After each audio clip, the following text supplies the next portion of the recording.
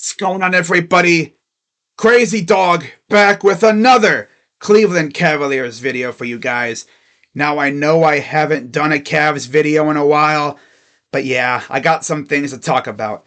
Now, currently, as of the filming of this video, the Cavaliers sit in 5th place in the Eastern Conference standings with a record of 46-33, and they sit only a half a game back of 3rd place Orlando and 4th place New York, but also they're only a game ahead of 6th place Indiana, and God forbid they're only 2 games ahead of 7th.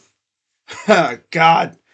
Imagine if this team completely sucks butt cheeks the rest of the season and falls into the play-in, going from 2 seed at one point to 7 seed.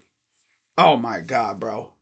And the sad thing is, it would definitely happen to this Cavs team, because they've been playing like some bums lately. You know what's sad? Since the All-Star break, the Cavs have won back-to-back games one time. Yeah, back when they beat Washington, and then Max Strus's miracle game winner against Dallas. Since then, it's been a whole lot of win, lose, win, lose, win, lose, win, lose, win, lose, with some 2 and 3 game losing streaks in there too. Yeah, they have been playing like some straight up bums lately. In fact, during their little West Coast trip, 1 win. And that came against the bum-ass Jazz, who were missing 3 of their best players. Oh my God, this team stinks. I mean, people can say, oh, but Crazy Dog, the injuries. Yeah, that's a big part. But remember, they were like, what, 18-2 before the All-Star break. Most of those wins were without Darius Garland and Evan Mobley. We won games even without Spida, too, back then. What the hell happened? I don't know what happened. Now bald-headed bozo decided to be a freaking dumbass. You know who I'm talking about, too. Mr. Arms crossed, right? Same look on the face every time they show him on camera. Chasing after the refs. He spends more time yelling at the refs than he does coaching the team. Like during timeouts, I bet you this dude would spend 20 seconds of a 30-second timeout blabbing at the refs. And then by the time he realizes, oh, I got to drop a play, oh, the timeout's already over. This team just blew a 26-point lead to the damn Clippers. He scored 80 points at half. 80 points at halftime. I don't think they scored 40 points combined the next 2 quarters. 2 40-point quarters, followed by complete butt cheeks after that. This team is the most unserious team I've ever watched. Right? Yeah, injuries. That is a factor. Right? No Dean Wade, no Spida. Yeah, Darius Garland had a good game. He's actually been playing well the last couple games. Evan Mobley's been eating. Jared Allen's been all right. Isaac Okoro was back, so we had his defense back out there. But man, by the way, what happened to Ty Jerome? That dude played 2 games, and then glass ankle disease. Like, the dude has not played since. He's had an ankle surgery, and he's been out since, January with that ankle surgery. So really, he hasn't played a game since October. He's essentially a fan, right? He's getting that fan experience. Courtside seats, sitting with the team, riding on the team bus, in the team hotel, getting that team breakfast. Yeah, getting coached by a bald bozo. I swear, if this team goes like 1-2 somehow in the final 3 games at home, where they've been really good this year, I mean, I've already pretty much lost all faith in JB Bickerstaff. As you guys can already tell, I freaking hate that guy. I didn't care for him at first, right? The team was doing good. But now it's like, oh my God, this dude is ass. And remember, we didn't actually hire him. We promoted him after John Beeline freaking said, I'm done with this crap, and left. Another horrible coaching hire. My God. You want to know how bad JB Bickerstaff is? He got outcoached by Darvin Ham, who's essentially the West Coast version of JB Bickerstaff, and T. Lou. Now, don't get me wrong, I love T. Lou, but he's not that great of a coach. Let's be serious. Right? I mean, he got carried, kind of, by LeBron and Kyrie when he was here. And, I mean, he's got his locker room. Don't get me wrong. I mean, that speech that T. Lou gave in the finals in 2016, that was good. That was some good stuff. But when it comes to actually coaching, not great. But definitely not the worst I've seen, thanks to this bald bozo that we have now.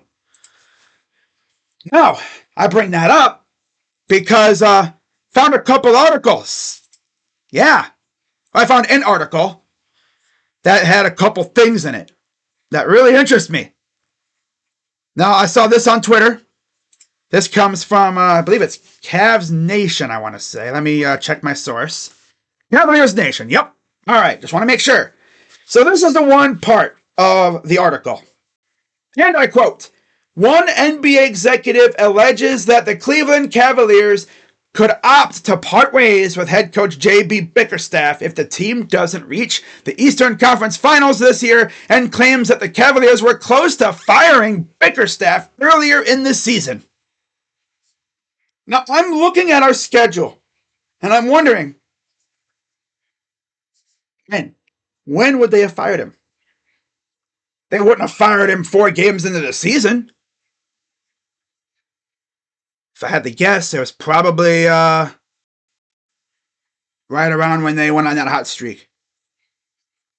I bet you it could have been right around when they lost to Orlando and Boston twice. I don't know. Hard to say. Because they've actually been really, really good this year, so I don't know. I'm curious. When would they have fired him? Because that would have been an interesting thing to look at on Twitter if they would have done that.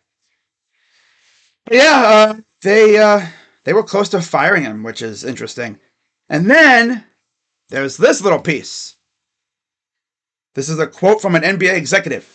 And I quote, JB could get fired if the Cavs don't make it to the conference finals, the NBA exec told HoopsWire. He was almost fired earlier in the season before the team. So I guess that might have been in the 4 games start of the season. Interesting. There are people inside that organization who can't fathom how a team with Donovan Mitchell and Darius Garland is so poor at scoring the ball. And then he ends it with hashtag, or, quotes, JB is 100% on the hot seat and he knows it. Well, if he knows he's on the hot seat, he's doing a horrible job of trying to stay off the hot seat. My God. And then there's this little piece too. All right. Found this on Twitter. This is after the Clipper game. Multiple players, this is from Cleveland.com, by the way. Multiple players openly questioned the defensive strategy afterward. They wondered why they attempt to blitz the scorching George and force someone else to play offensive hero. You mean to tell me this bald-headed bozo saw Paul George fucking the Cavs, and he just stood there with his arms crossed, scowly, he's like, I would just let him cook my squad. I'm not going to make no changes. Some people have actually said he hasn't made a single adjustment at all when it comes to coaching since he's become a head coach. He doesn't make adjustments. He just says, whatever. He just, whatever. Oh my God. Wow. And all I'm going to say is, I think they're right. I think if the Cavs don't make it at least to the Eastern Conference Finals, which, let's be serious, this team ain't making it that far. I'll be happy with a first round win, of course. But my God, if they don't make it, if they get first rounded again, Bozo's out of there. If they make it to the second round and then get bounced, then it'll be interesting, right? But yeah, let me know what you guys think in the comments down below. Do you think JB gets fired after this season if the Cavs don't make it at least to the conference finals? Which, let's be serious again, they're not making it that far. You know, with the way they're playing now. Unless they turn up in the playoffs, which would be great, but with the bald-headed bozo as our freaking coach, it's probably not happening. Let's be serious here. I'll just be happy with, getting through the first round to start off. And yeah, we'll go from there. But yeah, let me know what you guys think in the comments. Do you want JB fired? Do you think he'll get fired at all? Because knowing Dan Gilbert, he got that itchy trigger finger. He's not as itchy as Jimmy Haslam, but he's not afraid to make changes. So, we'll see what happens. But yeah, 3 games left. I'll be live tomorrow for the Grizzly game. Hopefully the Cavs don't embarrass themselves, especially because they got no more cable games. So I'll be watching.